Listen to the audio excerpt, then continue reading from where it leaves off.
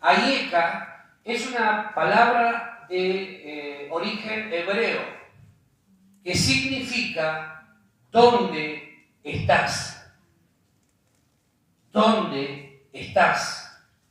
Vamos a Génesis capítulo 1, versículos 26 al 28. Vamos a meditar primeramente en estos dos versículos, o tres, y después vamos a seguir avanzando. Génesis 1, 26 al 28. Dice, la Trinidad, esa es una conversación de la Trinidad que dice, entonces dijo Dios, hagamos al hombre a nuestra imagen, conforme a nuestra semejanza, y señoree en los peces del mar, en las aves de los cielos, en las bestias, en toda la tierra y en todo animal que se arrastra sobre la tierra. Versículo 27 dice, y creó Dios al hombre a su imagen, a imagen de Dios lo creó, varón y hembra los creó. Versículo 28, y los bendijo Dios y les dijo, fructificad y multiplicaos, llenad la tierra y sojuzgadla, y señoread en los peces del mar, en las aves de los cielos y en todas las bestias que se mueven sobre la tierra. No hablaba necesariamente del hombre, hablaba de otras bestias.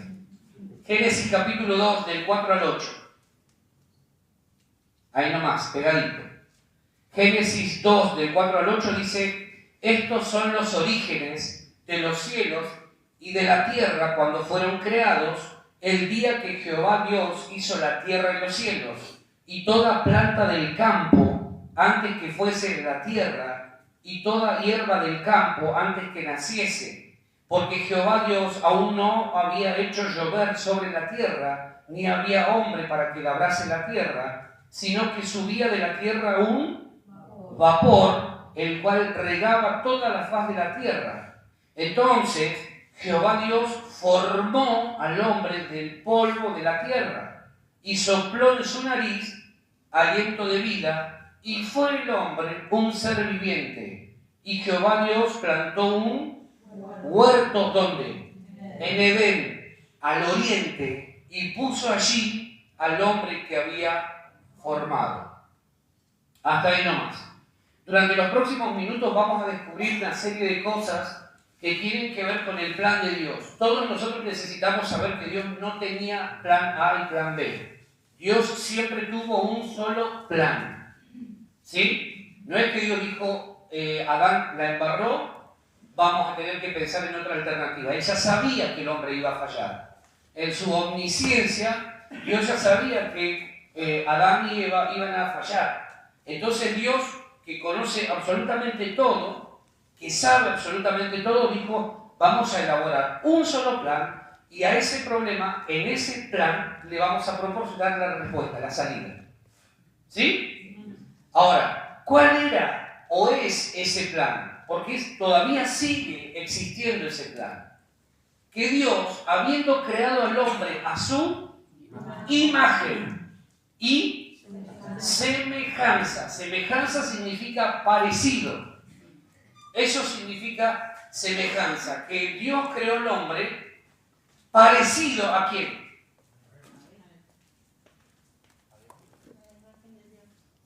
¿Parecido a quién? A Dios. O sea que Dios Padre algo sabe de lo que es ser Padre. ¿Sí? ¿Me sigue? No se me pierdo porque si no va a faltar un eslabón. Dios, cuando nos creó a imagen de Él. ¿Sí? Entonces, esa imagen, esa semejanza que vos y yo tenemos de Dios, nos permite identificar ciertos atributos de Dios. ¿Cuál es el primer atributo que aparece en la Biblia de Dios? Creador. Dice, en el principio creó Dios los cielos y la tierra. Ahora, si yo te pregunto a vos en un montón de oportunidades habrás creado algo. Creaste una receta, creaste una ropa, creaste algo con tus manos. Bueno, ese atributo creador o creativo de Dios también está en nosotros. ¿Sí? alguna solución a algún problema que te descubriste de manera creativa. Eso tiene que ver con lo que Dios diseñó y preparó para el hombre. Cuando Dios lo creó de manera creativa. No sé si a alguien se le hubiese ocurrido, a otro Dios, se le hubiese ocurrido crear al hombre con el barro. Con el barro uno no crea a una persona. Uno hace castillitos, uno hace, no sé, diferentes cosas. Bolitas para tirarse al otro. Pero no haces una persona. Nadie se pone a pensar. Bueno, la mente de Dios es tan enorme que Él pensó y dijo, vamos a hacer al hombre a imagen y semejanza nuestra con el polvo de la tierra. ¿Sí? ¿Me siguen hasta ahí? Entonces Dios, una vez que lo creó a su imagen y semejanza, decide darle autoridad sobre lo creado. Dios agarra y le dice, acá te doy los papeles que te adjudican la autoridad sobre todo lo creado. Toda la tierra Dios la había puesto en manos del hombre, para que él, con autoridad de Dios, con poder de Dios, la gobierne. Fíjense qué interesante todo esto. Entonces Dios además le dice, fructifiquen y multiplíquense y señoreen. Pero lo más importante es que a diario Dios iba a caminar en comunión íntima con el hombre. Eso era lo más importante de todo esto. Que a diario el hombre se iba a encontrar con Dios como nos encontramos nosotros, por ejemplo, hoy. ¿Sí? ¿Me siguen hasta ahí? Esa era la idea de Dios, que el hombre tuviera una comunión con Él sin contaminación alguna, sin distracciones. Ahora, después sabemos que vino el pecado y arruinó absolutamente todo. Toda la idea que Dios tenía se vio trastocada por causa de ¿qué? Del pecado. ¿Sí? ¿Me van siguiendo hasta ahí? Ahora vos imagínate, Dios agarró barro, ¿sí? Agarró barro y empezó. Acá va la cabeza, acá va el brazo, y empezó a acomodar pedacito por pedacito. Pero el hombre no era un ser viviente hasta que Dios agarró y sopló aliento de vida sobre su nariz. Dice el texto, ¿no? El hombre estaba inquietito, estaba inerte, no tenía vida. Entonces Dios lo que hace, según el versículo 7 de Génesis 2, fíjense lo que dice, entonces Jehová Dios formó al hombre del polvo de la tierra y sopló en su nariz aliento de vida, y entonces fue el hombre un ser viviente. Antes no tenía vida. Quiero que me sigan porque esto que vamos a ver es muy importante. El hombre no estaba vivo, no tenía vida. Estaba formadito, tenía apariencia de él, pero no tenía vida. ¿Sí? ¿Me siguen? Entonces, ¿qué hace Dios? Lo forma, le da una forma, lo moldea al hombre con el polvo de la tierra, él le va dando forma, como lo hace el alfarero con el barro, hasta formar la vasija, y una vez formado, sopla aliento de vida, y entonces el hombre empieza a tener vida. ¿Sí? ¿Vamos ahí? O sea, en este punto yo descubro dos cosas importantes, sobre todo en tiempos donde se discute todo. Número uno, descubro que es Dios el que nos creó a nosotros. No es que venimos del mono, no es que una teoría por allí loca, inventada por un chiflado, dijo no, porque el hombre desciende no sé de dónde, aunque algunos parece que sí descendieron del mono, es mentira. ¿Sí? Todos fuimos creados por Dios. Y Dios cuando te creó puso características, atributos de Él, que no las vemos muchas veces porque el pecado, insisto en esto, arruinó absolutamente todo. Entonces, Dios es el creador de todas las cosas, número uno. En segundo lugar, dice el texto que el mismo Dios sopló aliento de vida sobre el hombre y a partir de ahí el hombre tuvo vida. ¿La vida de quién? De Dios. Dios agarra una porción de sí mismo, ¿sí? Síganme, no se pierdan. Agarra una porción de sí mismo y hace esto sobre el hombre. Adán estaba así durito. No se movía. Y cuando recibe el aliento de Dios se espabila ahí un poquito. Y lo primero que dice, ¿qué es? ¿Alguien sabe? ¿Alguien sabe? No. Lo primero que dice es,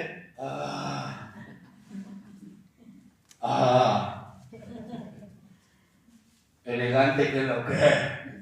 Esa es la mala versión. Esa es la versión que Dios dijo, no, este se tiene que morir en el diluvio. Se despabiló ahí un poquito. Entonces recibió la vida ¿de quién? De Dios. Dios sopló su vida sobre lo que él había creado. ¿Sí? ¿Me van siguiendo hasta ahí? Ahora fíjense qué interesante. Que antes de que Dios le encomiende una actividad al hombre, lo primero que hizo fue soplar vida. Darle de su propia vida, de su espíritu. Dios no le dijo al hombre, ya está, ponete a fructificar, ponete a señorear. Primero sopló su vida, su espíritu, lo sopló sobre el hombre y después le dijo, ahora sí, anda y haz lo que te voy a pedir que hagas. Eso significa que es muy importante para nosotros como hijos de Dios que antes de cualquier actividad que nos propongamos hacer, antes de responder a cualquier cosa que Dios nos está pidiendo, necesitamos que el soplo de Dios venga sobre nuestra vida. O sea, el Espíritu de Dios tiene que venir sobre nuestra vida antes de hacer cualquier cosa. ¿Sí? Porque si no, podemos estar obrando en nuestra propia autosuficiencia, en nuestra propia carnalidad. No es lo mismo que hagamos cosas porque a nosotros nos parecen o porque nos gustan, a que lo hagamos llenos del poder y de la vida de Dios, impulsados por ese Espíritu que viene a nuestra vida. No es lo mismo. Y lo vemos cuando Ezequiel, por ejemplo, le habló a los huesos secos, Ezequiel capítulo 37, y vino el espíritu de los 4 puntos cardinales y volvió a vivificar lo que estaba muerto, el valle de los huesos secos. No es lo mismo que cuando, por ejemplo, vino el espíritu sobre el vientre de María y el espíritu sopló vida ahí y nació Jesús de ese milagro extraordinario. No es lo mismo, por ejemplo, impulsar a la iglesia sin que antes venga el Espíritu de Dios, el soplo, en pleno Pentecostés, y entonces la iglesia sea impulsada a convertirse en testigo de lo que vio y de lo que oyó. Por eso es importante que nosotros tengamos el soplo de Dios en nuestra vida. ¿Sí? ¿Me va siguiendo? Que el Espíritu Santo venga sobre nuestra vida, nos llene de su poder, de su autoridad, de su vida, y podamos salir a cumplir con la tarea que Él nos ha encomendado. ¿Sí? Necesitamos el soplo de Dios en nuestra vida. Necesitamos que Dios vuelva a soplar de su vida hacia nosotros, para vivificarnos, para despabilarnos, para abrir nuestra mente, nuestro entendimiento y darnos cuenta de qué es lo que Dios quiere que hagamos en este tiempo que viene. Entonces, cuando Dios sopló sobre el hombre, dijo, ahora sí, señorea sobre la tierra, multiplicate, fructificá, ponle nombre a los animales, hacé todo lo que tengas que hacer, Adán. Ahora sí lo vas a hacer bien. Antes no, antes parecía que estabas vivo, pero estabas muerto. Ahora tenés la vida de Dios, mi vida, obrando en tu vida, en vos. ¿Sí? Entonces, ¿qué sucede? Que cuando el hombre peca, muere espiritualmente, aunque físicamente siguió viviendo. ¿Sí? ¿Me siguen hasta ahí? Cuando el hombre peca, muere espiritualmente, pero físicamente iba y venía, seguía viviendo. Ahora, ¿cómo lo veía Dios? ¿Cómo lo veía Dios? Muerto. Presta atención a esto. Dios le da vida, el hombre peca contra Dios, se rebela contra Dios, desobedece a Dios, pero sin embargo seguía activo, iba y venía y hacía sus cosas. Pero Dios lo miraba desde el cielo, ¿y cómo lo veía? Muerto. Porque para Dios la vida no es física, la vida de Dios, la vida según Dios es espiritual. Porque Dios, ¿cómo es? Según Juan 4:24. Dios es espíritu. Dios no es humano. Dios es espíritu que necesita de un envase para manifestarse. Entonces cuando pecamos, vos y yo, cuando empezamos a pecar y no nos volvemos a Dios, ¿sabés cómo nos ve Dios? Aunque vengamos y hagamos todas las cosas a diario.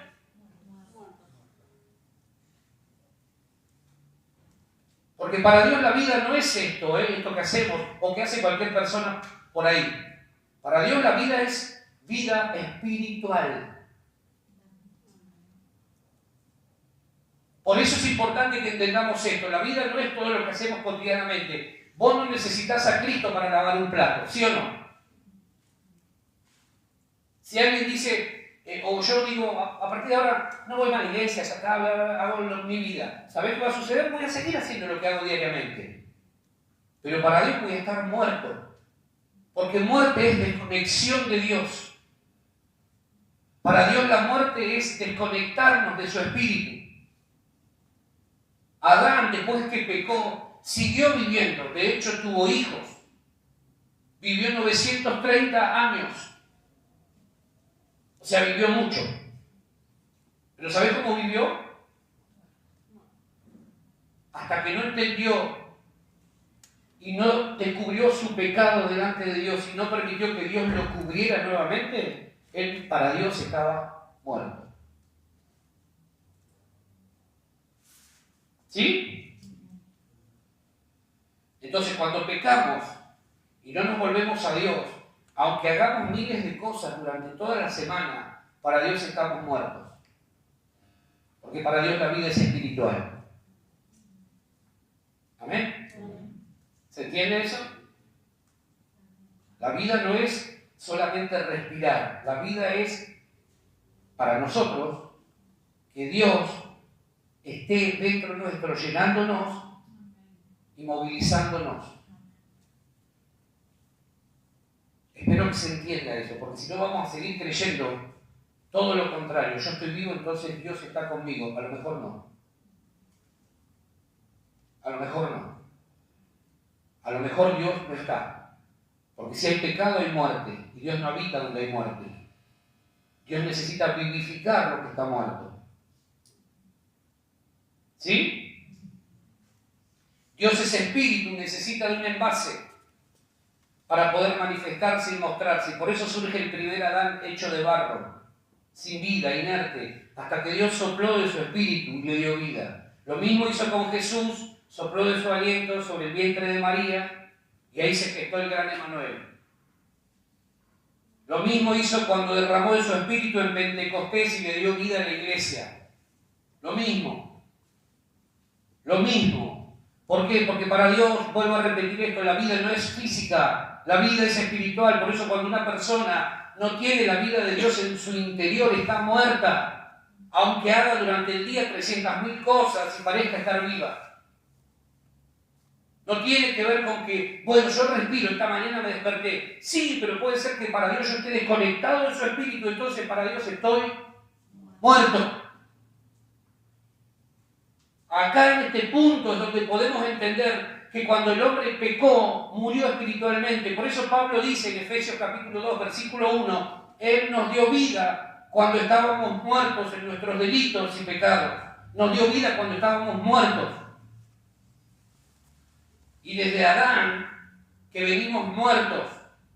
Por eso Dios vuelve a vivificarnos cuando sopla nuevamente sobre nuestro espíritu muerto. Lo vivifica, lo despierta.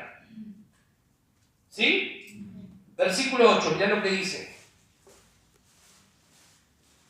Dice, y Jehová Dios plantó un huerto, ¿dónde?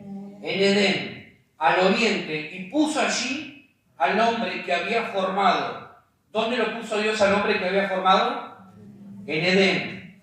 Dios creó un espacio donde el hombre creado por él pudiera estar y desarrollar una tarea. Dios no lo puso en Edén para vacacionar, sino para fructificar abundantemente. Fruto es el resultado de una comunión íntima y plena con el Señor. Por eso Dios le dice, ese es el primer mandamiento en la Biblia. Fructificar y multiplicarte. Ahora tenés mi vida, así que tenés que tener fruto. Y eso es lo que vos y yo necesitamos entender. Que si la vida de Dios está activa, está operando en nosotros, lo que tiene que haber en nosotros, ¿qué es? Fruto. Es el primer mandamiento en la Biblia. Fructificar y multiplicar. Y gobernar sobre lo creado, señorear. ¿Sí?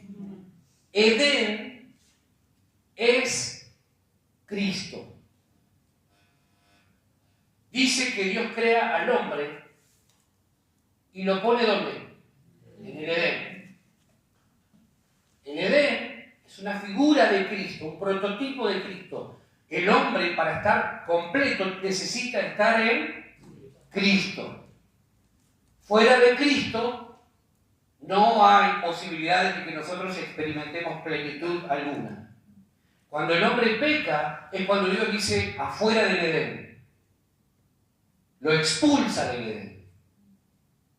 Pero Dios lo puso en un lugar de plenitud y abundancia. El Edén es un prototipo de lo que es Cristo para nosotros. Nosotros, cuando volvimos a vivir a través del Espíritu, fuimos colocados dentro de Cristo. Por eso ahora tenemos su vida dentro nuestro. ¿Amén? Entonces, Edén, ¿qué es? Cristo. Es el lugar donde Dios puso al hombre para que llevara ¿qué? Fruto abundante. El hombre no puede fructificar separado de Cristo y sin la vida de Dios fluyendo en él. Por eso Jesús dijo, yo soy la vid, vosotros los pámpanos, el que permanece plantado en mí, este lleva mucho fruto. ¿Por qué? Porque separados de mí, nada podéis hacer. Entonces todo lo que en el Edén iba a fluir por la vida de Dios, sin problemas, bajo el pecado, ahora iba a ser con sudor, con transpiración. El hombre iba a tener que pelarse la frente para poder hacer varias cosas. Eso sucede cuando estamos fuera de Cristo. Cuando vivimos sin Cristo, nos tenemos que romper la frente, el alma, el apellido y todo lo que vos quieras imaginarte para poder alcanzar un mínimo objetivo, ¿sí o no? Ahora, cuando estamos en Edén, todo fluye normal y naturalmente. ¿Por qué? Porque la vida de Dios está operando ahí. ¿Se va entendiendo esto? ¿Sí? ¿Estoy siendo claro? Edén, ¿qué es? Cristo. Pero dice también en el versículo 10, mirá lo que sucede. Y salía de Edén, ¿qué? Un río para regar el huerto, y de allí se repartía en 4 brazos. Edén dijimos que era ¿qué? Cristo. Si Edén es Cristo, entonces el río que fluye es Cristo mismo, que fluye desde el interior de todos aquellos que creen en Él. Porque el hombre está plantado en Edén. ¿Y qué es Edén? Cristo. ¿Y de dónde fluye el río que menciona acá? ¿Se va entendiendo lo que estoy diciendo? Porque todo tiene que ver con Cristo. Todo tiene que ver con Jesús. Entonces, si Edén es Cristo, el río que fluye también es Cristo. Que fluye desde el interior de todos aquellos que creen en Él y va hacia todos los rincones. Fíjense que son 4 brazos que ese río tiene. ¿Cuántos puntos cardinales hay? 4.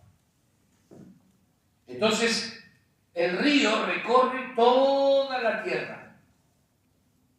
Y donde hay un hijo de Dios, dice la Biblia en Juan 7:38, Jesús dijo, el que cree en mí, como dice la Escritura, de su interior que van a correr ríos de agua viva. ¿Por qué? Porque el río está ¿dónde? Dentro nuestro. Y corre, y corre. Y corre, y va para un lado, y va para el otro, y va para el otro, y va para el otro. Y donde hay un hijo de Dios, está el río de Dios operando, fluyendo. Es interesante esto. Es interesante, pero te digo más. Edén dijimos que es que ¿Quién es quién? Cristo. Mirá lo que dice los 4 brazos. Versículo 11 al 14. El nombre del uno, el primer brazo, era Pisón. ¿Dice así? Este es el que rodea toda la tierra de Ávila, donde hay ¿qué? Oro. Pisón significa aumento. Eso habla de abundancia. Aumento, habla de abundancia. ¿Dónde estaba este río? Este brazo, estaba en el Edén. Entonces, Pisón significa aumento, habla de abundancia y tiene que ver con el nuevo nacimiento. Cuando nosotros nos volvemos a Cristo, nacemos de nuevo y entonces empieza a fluir Pisón, abundancia, el nuevo nacimiento, y empieza a fluir ese río. Y viste que cuando estás recién nacido a la fe, querés hacer todo, te querés comer el mundo, querés ir allá, le evangelizar al brujo aquel, al otro allá, querés dar vuelta a la tierra porque hay abundancia de un montón de cosas. El primer brazo. El segundo brazo, ¿cómo se llama? Dice que hay oro en el primer brazo, que es Pisón. ¿Sí? Dice versículo 12. Y el oro de aquella tierra es bueno. Claro que era bueno, si estaba en Edén. Todo lo que hay en Cristo es bueno. Amén. Hay allí, dice, también bedelio y ónice. Versículo 13. El nombre del segundo río es Gión o Gión. Este es el que rodea toda la tierra de Cus. Gión significa brotar. Brotar. También habla de un torrente de agua o de vida y está relacionado con el bautismo en el Espíritu Santo. Cuando el Espíritu Santo viene y te bautiza y te llena, vos fluís y fluís y fluís y fluís. A vos no te tiene que decir hay que hacer esto. Vos fluís en el Espíritu y ya de antemano sabés lo que vas a tener que hacer porque el Espíritu está fluyendo en tu vida permanentemente. Ese es el segundo brazo. ¿Sí? Versículo 14. Y el nombre del tercer río es Hidekel. Este es el que va al oriente de Asiria. Hidekel significa rápido o fuerte y tiene que ver con el fruto del Espíritu. Pablo dice que el fruto del Espíritu es amor, paz,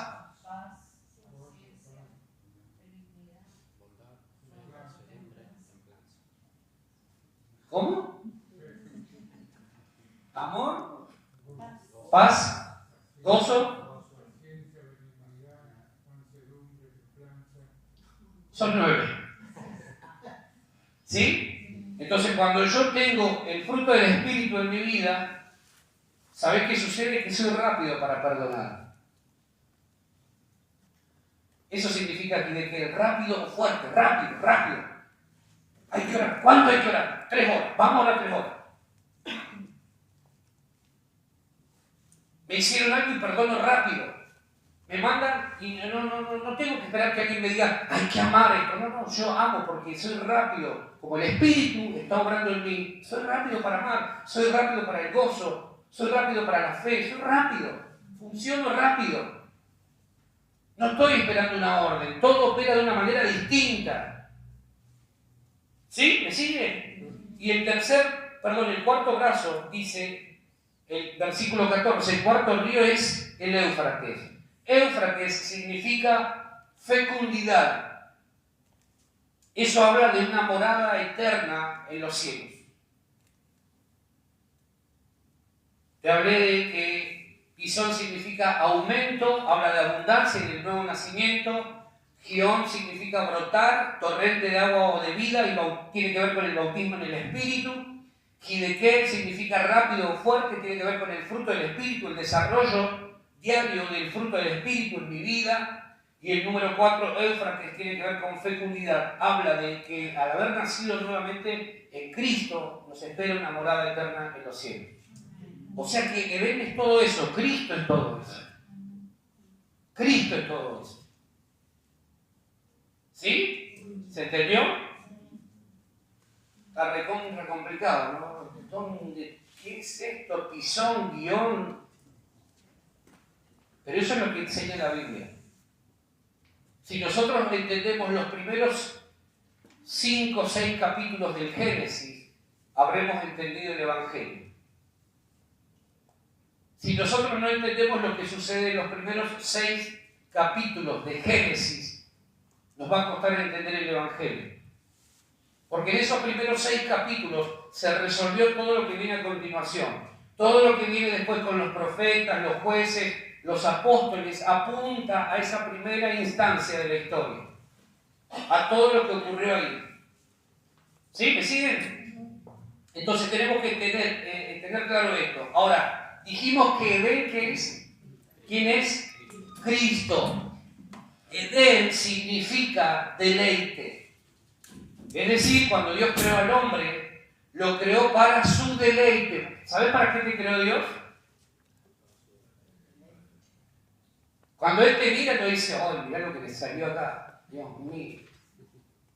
Él te mira y se deleita. Sofonías dice que Jehová calla de amor sobre vos. Cuando Él te ve, Él calla y dice, qué inspirado estábamos ese día, ¿no es cierto? Amén, dice el Hijo y el Espíritu Santo. Él se goza sobre ti, dice, con canciones. Lo que pasa es que nosotros, por la religiosidad, hemos adoptado a un Dios que está dispuesto, según nos dijeron, según nos vendieron, a castigarnos, a cortarnos la cabeza frente al mínimo error. Y la Biblia a mí me enseña que Dios, cuando nos mira, cuando nos ve, Él se queda deslumbrado. Porque ¿sabés qué ve Él? Ve a Cristo, ve a su Hijo en vos y en mí. Ve a su Hijo Jesús. Entonces no puede decir, ¡ay, mirá, ay Dios, las ganas que tengo de arrancar la cabeza a este! ¿No? A pesar de nuestros errores, a pesar de un montón de cosas, lo que Dios ve es la imagen de su Hijo. Vos fuiste creado a imagen y semejanza ¿de quién? De Dios. Entonces Él no ve otra cosa en vos y en mí. El problema es que nosotros nos quedamos mirando, viste, qué inútil, mirá, no sé hacer esto. Y Dios de arriba dice, ojalá entendiera lo que yo pienso acerca de él o de ella. Ojalá dejara de pensar como está pensando. Ojalá entendiera que yo no lo veo como él se está viendo. Está la imagen del Hijo ahí. ¿Sí? Entonces cuando Dios creó al hombre, lo creó para su deleite y lo plantó en un lugar de deleite. Dios todo lo hizo para que vos y yo nos deleitáramos en la creación y por supuesto nos deleitáramos en su presencia. El hombre tenía absolutamente todo para vivir una buena vida extraordinaria. Por eso yo estoy armando la barra brava que va a ir al cielo, porque cuando lleguemos allá le vamos a buscar a Dani y le vamos a dar para que tenga, ya lo que hiciste, no te diste cuenta lo que... Pero bueno, como eso no va a pasar, Dios nos proveyó todo, y de antemano nos proveyó también al Hijo, para que nuestra vida fuera una vida extraordinaria. Ahora, fíjate esto, lo que el hombre perdió, o lo que se perdió en un jardín inicial. ¿Cuál es el jardín inicial? No es el rincón de Naseño Esme, ese es otro jardín. El jardín inicial, ¿cuál es? El Edén. Lo que se perdió en ese jardín inicial, el hombre a través de Cristo lo recuperó en otro jardín que se llamó ¿cómo? ¿O se llama?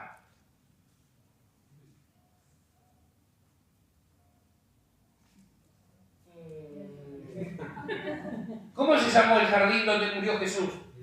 Getsemaní. Entonces lo que el hombre perdió en Edén, a través de Cristo lo recuperó ¿dónde? En Getsemaní. Fíjate, en un jardín el hombre lo arruinó todo. Y Cristo en otro jardín lo resolvió. Interesante es esto. ¿Por qué? Porque Dios siempre tuvo el mismo plan. ¿Sabes cuál es el plan de Dios para tu vida? Tenerte cerca, no lejos. Dios te quiere, me quiere, nos quiere cerca de Él, en comunión plena. Por eso dijo, algo tenemos que hacer, y lo incluyó al Hijo dentro del plan redentor. Porque Dios te quiere cerca, Dios no te quiere lejos. Si Dios nos hubiese querido lejos, no manda a su Hijo a morir por nosotros. Ya está, que se la arregle. Y si se van al infierno, que se jodan por inútiles. Pero Dios dijo, no, está mi imagen en ellos. Lo que pasa es que ahora está manchada, vamos a limpiarla con la sangre de mi Hijo. Tenemos que entender esto, porque eso nos da una sanidad interior enorme. Se van un montón de cosas cuando nosotros entendemos que lo que el hombre perdió inicialmente en un primer jardín, Cristo lo recuperó en otro jardín, miles de años después, pero lo recuperó. El Edén fue el punto de partida donde Dios quiso dar a conocer su bondad, su generosidad y su amor a través de Cristo. Por eso Edén es Cristo. El hombre no pudo entender que a través de esos 4 ríos y de ese jardín maravilloso, las riquezas de la gracia, de la gloria de Cristo estaban manifestándose ahí. El carácter de Cristo, cuando habla de abundancia, cuando habla del fruto del Espíritu, cuando habla del bautismo del Espíritu, cuando habla de que somos capaces de fructificar y de llevar fruto abundante, eso es el Edén. Eso es el Edén, no hay que salir de Edén. Porque lo que se perdió allá generó caos, complicaciones al ser humano. Cristo vino a redimir acá y decir, muchachos, vuelvan al Edén. No físicamente. Edén es el lugar donde Dios quiere encontrarse íntimamente con cada uno de nosotros. Dios no nos quiere lejos.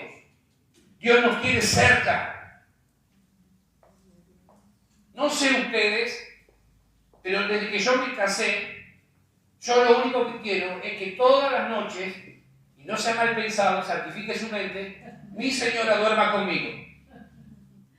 Y si yo me doy vuelta y no toco nada así, digo, ¿qué pasó acá? Pero desde que yo, o que ella se enamoró de mí mejor, y no la culpo por eso, no ha pasado un solo día, salvo alguna circunstancia muy particular, que no hayamos estado juntos. ¿Sí? Eso es lo que Dios quiere. Que no pase un solo día, sin que Él te pueda tener al lado de Él. Eso es lo que Dios busca. Eso es lo que Dios busca. Que no pase un solo día sin que vos no vayas a Edén. Y tu Edén puede ser, como dice el Nuevo Testamento, el aposento, tu lugar secreto, tu lugar de intimidad, donde vos vas a buscar a Dios en oración. Que no pase un solo día, dice Dios, sin tenerte al lado. No quiero que pasen los días y yo no te encuentre en Edén. Ahora, en ese marco de gran bendición, el hombre peca, falla y determina abrir una puerta que nunca debió abrir. Entonces, cuando Dios lo llama, quizá para dialogar, para intimar con Él, vos imaginate esto, dice que Dios se paseaba en el Edén. Dice Génesis que Dios paseaba por el jardín y entonces tenía comunión con el hombre. Ahora, cuando Dios lo llama ese día a Adán, quizá para poder dialogar e intimar con él, descubre algo. Mirá lo que dice Génesis capítulo 3, versículos 8 y 9. Génesis capítulo 3, versículos 8 y 9. Ya el hombre la había embarrado completita y ahora tenía que ver cómo sería la historia. Entonces dice, versículo 8, y oyeron la voz de Jehová Dios que se paseaba en el huerto al aire del día, y el hombre y su mujer, ¿qué hicieron? Se escondieron de la presencia de Jehová Dios entre los árboles del huerto. Mas Jehová Dios llamó al hombre y le dijo que Ayenka, ¿dónde estás? Eso fue lo que Dios le estaba preguntando a Adán. ¿Sí? Ahora, pensemos juntos por un momento. Un Dios como nuestro Dios, que es omnipotente, ¿qué más es? Omnisciente, omnipresente. Dijimos que, y hemos aprendido que es un Dios que todo lo sabe, que todo lo ve y que todo lo conoce. ¿Por qué le pregunta a Adán, ¿dónde estás? ¿Qué necesidad tengo? Claro, ¿qué necesidad tiene Dios, que todo lo ve, que todo lo sabe y todo lo conoce, de preguntarle, Adán, ¿dónde estás? ¿Dónde estás? ¿Dónde estás? ¿Dónde lo había puesto Dios? En el Edén. Dios lo plantó ¿dónde? En el Edén. En Cristo. Pero parece ser que ahora el hombre no está ahí. Entonces Dios va a esa tarde, imagínate Dios, a la caída del solcito, lo va a buscar al hombre, al lugar donde él lo había plantado, y descubre que el hombre no está ahí. Descubre que el hombre ya no está en ese lugar. Entonces ahí le pregunta a Adán, Ayeka, Adán, ¿dónde estás? ¿Dónde estás metido? Cuando vos le preguntás esto a alguien, ¿dónde estás?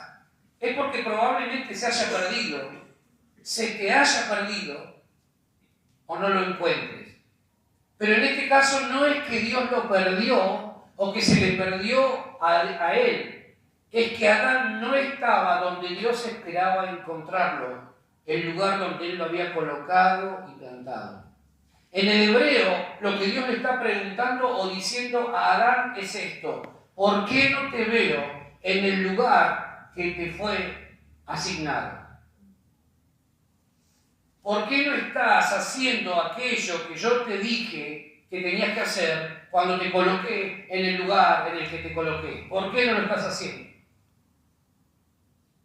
Eso es lo que Dios quiere saber. ¿Dónde estás? No tiene que ver con una ubicación geográfica, tiene que ver con una cuestión del corazón. ¿Dónde estás? ¿Por qué te moviste del lugar donde yo te planté, donde yo te coloqué? ¿Por qué? ¿Qué estás haciendo? Entonces acá cambia la historia, porque parece ridículo que un Dios que todo lo sabe, que todo lo ve y todo lo conoce, le pregunte, ¿dónde estás? Muy lejos no se iba a ir. Ahora, no es que Dios no nos ve físicamente, Él sabe cuándo y dónde estamos, Él conoce absolutamente todo de nuestra vida, pero Dios hoy va más allá de donde estamos ubicados geográfica y físicamente y nos pregunta, ¿dónde estás? ¿Dónde está tu corazón? ¿Por qué es que no te encuentro en el lugar donde yo te coloqué para que puedas llevar fruto abundante? ¿Por qué? ¿Estás haciendo lo que te pedí? Es muy probable que no. Si vos te movés del lugar donde Dios te plantó y donde vas a fructificar, es muy probable que no estés haciendo lo que Dios te pidió que hagas. ¿Sí? Entonces Dios insiste y vuelve a preguntar, ¿dónde estás? ¿Dónde está tu corazón? ¿Dónde estás? Dios sabía perfectamente que Adán y Eva ya habían pecado. Dios lo sabía. Dios sabía que se habían ido a esconder. ¿Por qué? Porque habían pecado. Ahora Dios no pregunta este tipo de cosas para culpabilizar a alguien. Lo que hace Dios es preguntar para llevar a la reflexión y al reconocimiento de lo que estamos haciendo mal. ¿Dónde estás? Aunque el hombre tenía que saber que era culpable de pecado. Pero Dios no vino y le dijo, yo sé que vos te comiste el fruto, yo sé que pecaste. Pero Dios pregunta porque quiere reconocer, quiere que reconozcamos nosotros lo que hemos hecho mal. ¿Qué hiciste? Le preguntó a Caín cuando mató a su hermano. ¿Qué hiciste con tu hermano? Y Caín le dice, ¿acaso soy yo guarda de mi hermano? Sí, pero ¿sabes qué pasa, Caín? Que la sangre de tu hermano clama por justicia desde la tierra. Algo hiciste. Lo que está buscando Dios es que Caín le diga, ¿sabes qué? Lo reventé. Entonces, cuando reconocemos nuestro pecado, es cuando Dios puede empezar a tratar nuevamente con nuestra vida. Por eso Salomón, o el escritor del proverbio dice, el que encubre sus pecados no prosperará, pero el que los confiesa y se aparta alcanzará misericordia. Cada vez que Dios viene a nuestra vida, lo primero que Dios busca es confrontarnos. ¿Qué hiciste? ¿Por qué no estás donde te planteé? ¿Por qué no estás haciendo lo que te pedí? ¿Dónde estás? Entonces, cuando yo confieso, cuando vos confesás es cuando Dios empieza nuevamente a trabajar en nuestra vida. ¿Amén? ¿Se va entendiendo? Ayeka, le pregunta a Dios a Adán, ¿dónde estás? Es la pregunta de alguien que busca a alguien que no encuentra, que está perdido, pero no que él ha perdido. Dios no pierde nada. O sea, Adán se perdió a sí mismo. No es que Dios lo perdió a él, porque Dios no pierde absolutamente nada. Es el hombre el que se pierde a sí mismo en diferentes cosas. Es el hombre el que se pierde frente a ciertas situaciones, se pierde a sí mismo. ¿Qué hace Dios frente a eso? Proporciona la mejor de todas las respuestas, Cristo. Lucas 19:10 dice, porque el Hijo del Hombre vino a buscar y a salvar lo que se había perdido, no lo que se le había perdido. Fíjense qué interesante es esto. Dice, el Hijo del Hombre vino a buscar y a salvar lo que se había perdido, no lo que se le había perdido. Porque a Dios no se le perdió a Adán. Adán se perdió a sí mismo en un contexto de muchísima bendición. Por eso a veces cuando orábamos como orábamos esta tarde y decimos, Señor, prosperame, es peligroso. Porque si nuestro corazón no está en Cristo arraigado, la prosperidad puede llevarnos a perdernos. Y de eso podemos hablar años. ¿Sí? Esto pasa más de lo que imaginamos, eso de perderse en medio de un contexto de tanta bendición. ¿Cuánta gente se pierde después de que Dios les ha bendecido tanto? ¿Cuánta gente se independiza de Dios después de haber sido grandemente favorecidos por Él? Mucha gente. Por eso lo que Dios quiere es que reconozcamos, ¿dónde estás? ¿Dónde estoy? ¿Dónde estoy? ¿Dónde está tu corazón? Entonces, en medio de todo eso, emerge la figura de la serpiente. ¿Quién es la serpiente? El diablo. El diablo. La serpiente tiene 3 objetivos con tu vida. Número 1, interrumpir tu comunión con Dios. ¿Cuál es el número 1? Interrumpir tu comunión, mi comunión con Dios. Número 2, tornarnos no fructíferos. El diablo no quiere que vos lleves fruto, por eso va a hacer todo lo posible para correrte del lugar en el que Dios te plantó. Número 3, introducirte por un camino de muerte espiritual. Él te va a llevar por ese camino, te va a llevar. ¿Por qué? Porque él sigue haciendo el trabajo sucio de confundir y engañar, si es posible, aún a los hijos de Dios.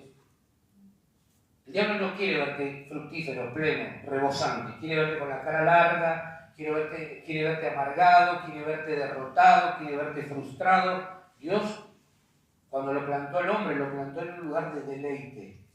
Cuando algo te llena y algo te produce plenitud, ¿cómo estás vos? Rebosante, alegre, feliz, radiante. ¿Sí o no? La serpiente sigue elaborando sus estrategias para correr al hombre de la intimidad con Dios, con distracciones diversas, pero distracciones al fin. Entonces Dios pregunta, Ayeka, ¿dónde estás vos? ¿Dónde estás hoy? Y espera una respuesta. Porque Dios no es que dice, ¿dónde estás? Y sigue. Dios te habla, te pregunta, ¿dónde estás? Y espera tu respuesta. ¿Sí? La pregunta no es producto de un Dios que está enojado y pronto a castigar, sino más bien la de un padre angustiado que no encuentra a su hijo. ¿Cómo fue creado el hombre? a imagen y semejanza de Dios. Era hijo de Dios por creación. Entonces, cuando Dios no encuentra a Adán, Dios se angustia como un padre que no encuentra a su hijo.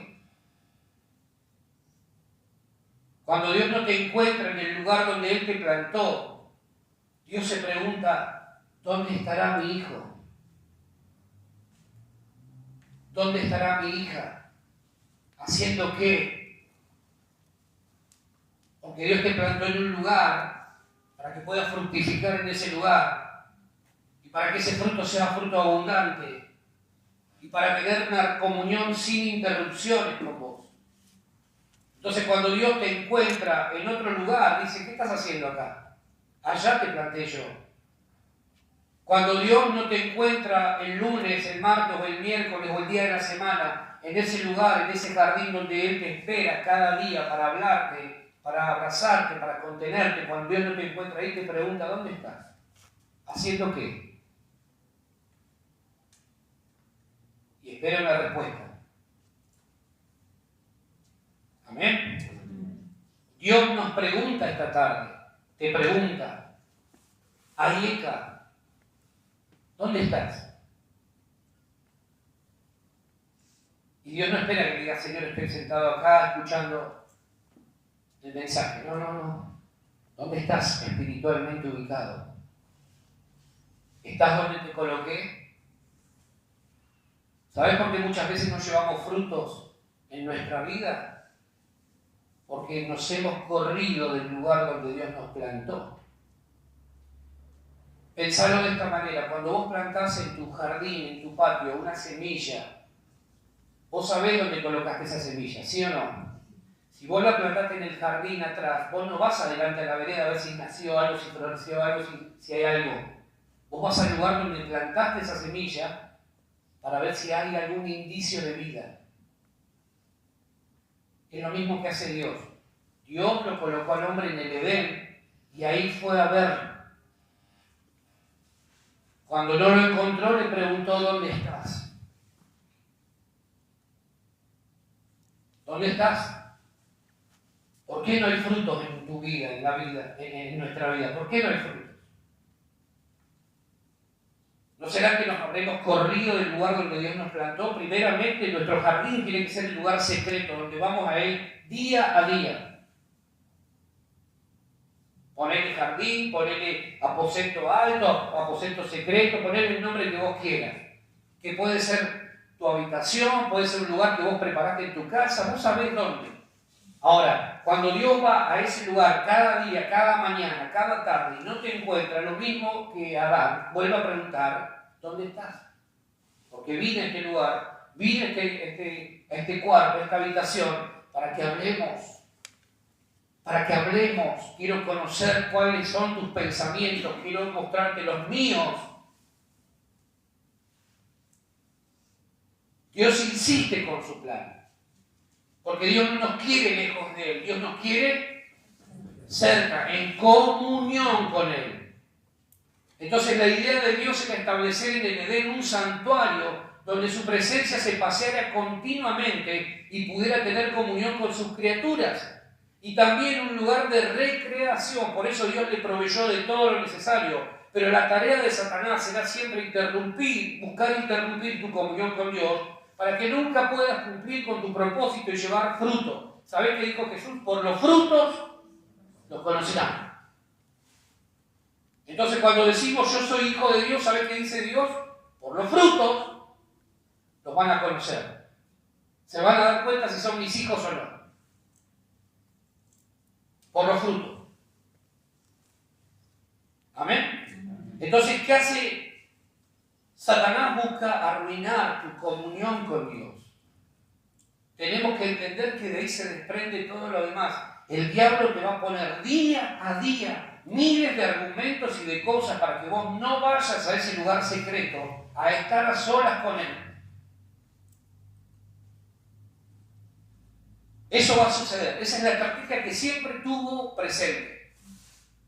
Entonces, cuando perdemos la comunión con Dios, se pierde la vida abundante que Él nos otorgó y en lugar de fructificar, vemos que hay esterilidad, y en lugar de multiplicación hay división, y en lugar de señorear y gobernar sobre las circunstancias, vivimos en derrota y en esclavitud. Por eso muchas veces vivimos en derrota. ¿Por qué? Porque nos hemos corrido del lugar donde Dios nos plantó para gobernar. Vivimos como si Dios nunca hubiese manifestado su intención de darnos una vida abundante y plena. Vivimos sometidos a las circunstancias y problemas en lugar de decir, voy a tomar autoridad. Cristo me devolvió lo que se perdió en el primer jardín, Él me lo devolvió en el segundo jardín, que es el Getsemaní. Entonces vivimos derrotados, vivimos mal, tristes, con la cara larga, en lugar de disfrutar de todo lo que Dios está dándonos. ¿Sí? Entonces el plan original se desvirtúa. Ahora mirá lo que dice Juan 15:5, que lo leí al comienzo, creo. Yo soy la vid, vosotros los pámpanos. El que permanece en mí y yo en él. Edén en nosotros, nosotros en el Edén. Cristo en nosotros, nosotros en Cristo. Este lleva mucho fruto, porque separados de mí, nada podéis hacer. Separados de Cristo no podemos fructificar. Cuando nos separamos de Cristo, no podemos fructificar, no podemos crecer, no podemos multiplicarnos, no podemos gobernar. Solo en Él podemos llevar mucho fruto. No podemos vivir, estamos muertos. Cada vez que vos y yo, escuchá esto, cada vez que vos y yo pasa un día y no nos conectamos, no vamos a ese Edén, a tener comunión con Cristo, con Él, pasa un día, pasa dos, pasa tres, lentamente nos vamos desconectando. Lo que sucede es que la muerte espiritual empieza a ser una realidad en nuestra vida. ¿Y sabés qué es lo que delata que vamos entrando en ese camino de muerte? Lo que hablamos. Lo que empezamos a hablar. Toda una sarta de mala onda. Toda una cosa que puedes decir, ¿pero por qué? Porque se va desconectando de la fuente de bendición y de vida. Porque cuando estamos en comunión con el Espíritu de Dios, la vida de Cristo fluye como un torrente. Pisón, Guión y de Quel, Éufrates, fluye. En el Edén esos 4 brazos fluían naturalmente. Nada los detenía. ¿Amén? ¿Se va entendiendo lo que digo? ¿Estoy diciendo claro? No es un problema de Dios, es un problema nuestro, que nos hemos corrido de donde Él nos plantó. Cuando nos corremos de donde Él nos puso, vamos a tener problemas. Génesis 3:9. Ya termina, amigo, van que en medio minuto. Génesis capítulo 3, versículo 9. Dice, mas Jehová Dios llamó ¿a quién? Al hombre. Y le dijo, decilo conmigo, Ayeka. Sin miedo, dígalo, Ayeka. Eso significa en hebreo bíblico, ¿dónde estás tú? ¿Dónde estás? Eso fue lo que le preguntó Dios al hombre, ¿dónde estás? ¿A quién llamó Dios? ¿A quién llamó Dios? Al hombre. ¿A quién le había dado en primera instancia a Dios la responsabilidad del Edén? Al hombre. El hombre tiene una enorme responsabilidad delante de Dios. Primero, por permanecer plantado donde tiene que estar plantado. Y segundo, por hacer que su familia se plante en ese mismo lugar. No va a fluir la vida de Dios en medio nuestro si nosotros, como hombres, no permanecemos plantados donde tenemos que estar plantados. Por eso el salmista, Salmo 1, dice, bienaventurado el hombre. Bienaventurado, feliz el hombre que está plantado junto a corrientes de aguas, porque él dará su fruto a su tiempo y todo lo que hace prosperará y su hoja no va a caer. Bienaventurado el hombre, porque la responsabilidad del sacerdocio primeramente es dada ¿a quién? Al hombre. Por eso, hombres, es nuestra responsabilidad guiar a nuestras familias hacia Edén. Volvamos a Cristo, vamos a plantarnos en Cristo y entonces toda nuestra vida va a ser una vida fructífera.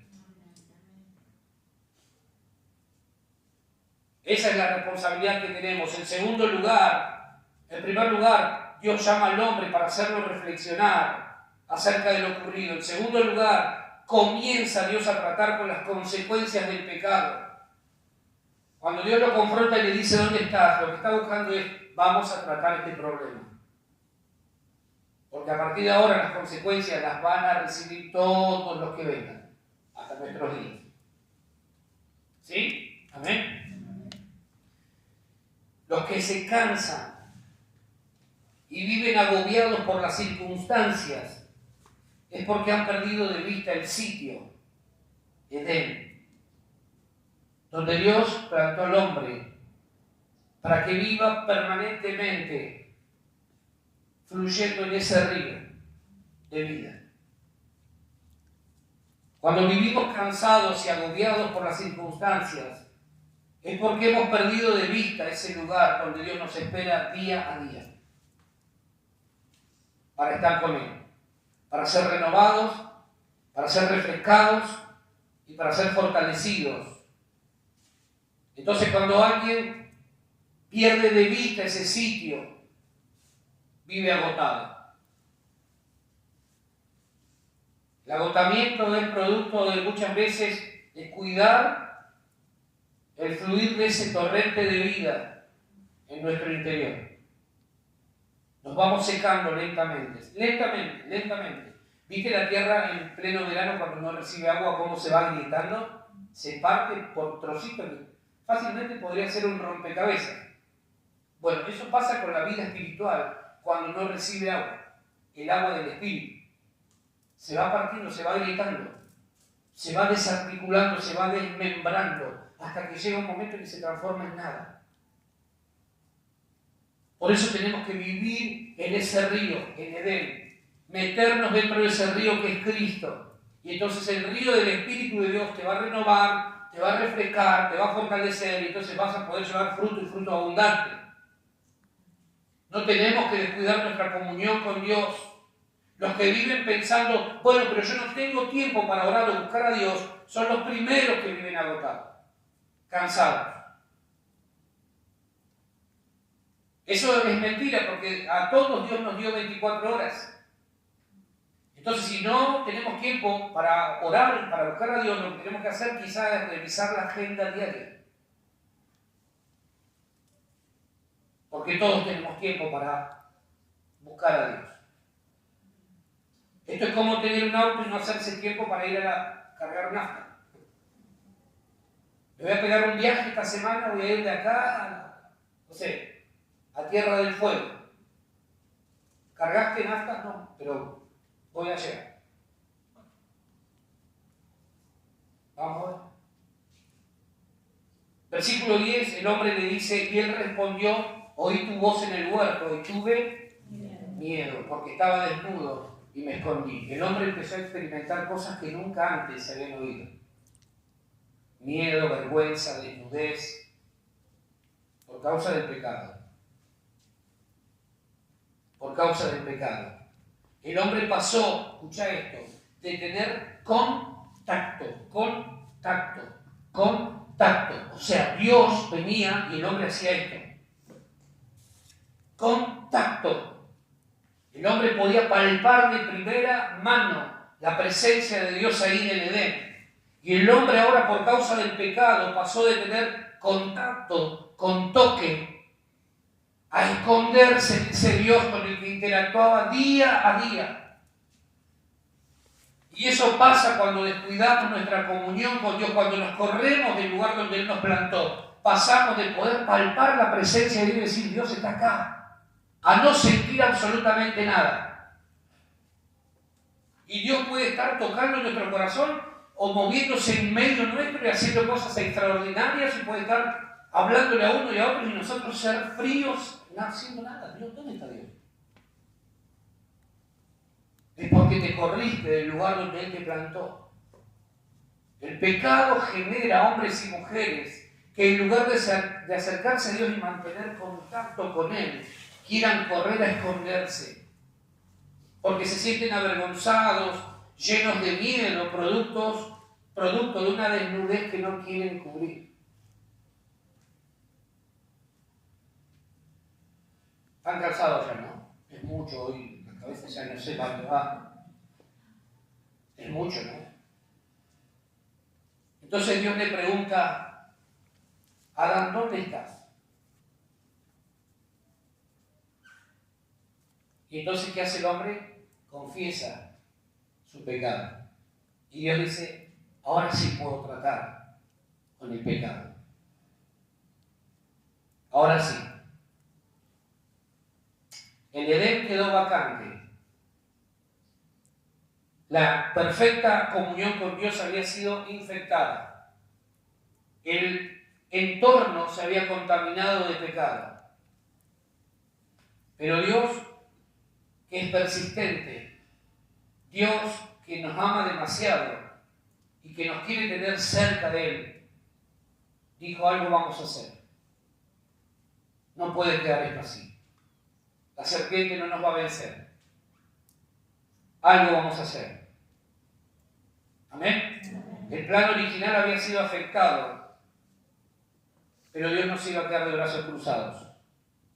Hubo muchos que quisieron volver al jardín por sus propios medios y recursos, pero fue imposible, porque aunque la relación se vio afectada, el deseo del Padre permaneció intacto y proveyó a través del Hijo un camino para restablecer la comunión interrumpida al comienzo. Jesús dijo, yo soy el camino.